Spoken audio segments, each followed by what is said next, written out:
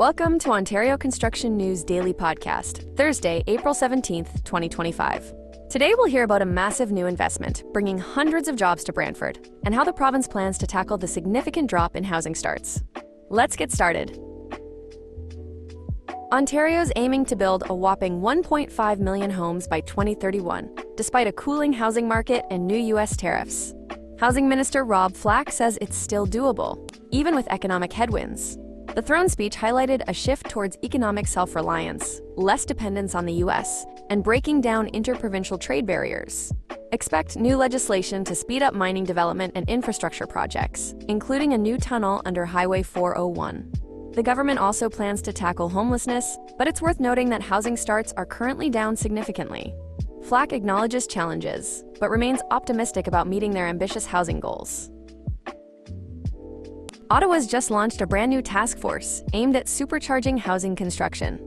Mayor Sutcliffe says this group of industry bigwigs and experts will be finding ways to slash red tape, speed up approvals, and generally make building homes quicker and cheaper.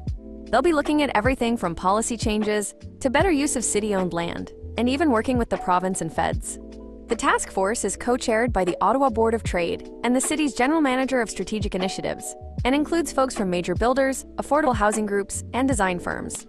Their recommendations should be ready later this year. Big news for chocolate lovers and the city of Brantford. Ferrero is investing a whopping $445 million to expand its plant there, creating 500 new jobs. That's a serious commitment. This expansion will include a brand new line for Ferrero Rocher, the first time they'll be made in Ontario. Plus, get this, Nutella biscuits will be made in Brantford for the first time ever outside of Europe. Ontario Premier Doug Ford is calling this a historic investment, a big win for the province amidst global economic uncertainty.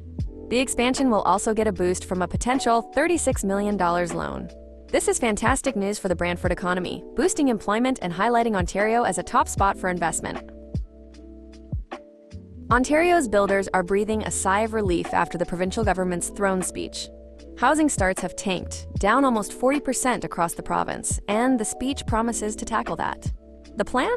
Cut those hefty development fees, standardize building timelines across municipalities, and make the whole approval process way faster. The Residential Construction Council of Ontario is particularly happy about the government's plan to fight those pricey U.S. tariffs on building materials, hoping it'll finally ease construction costs. They're calling for immediate action to get more homes built and make them more affordable. It's a big focus, and the builders are looking forward to working with the government to make it happen.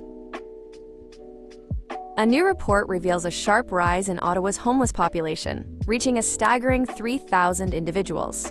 Over 500 are sleeping rough, with shelters at full capacity.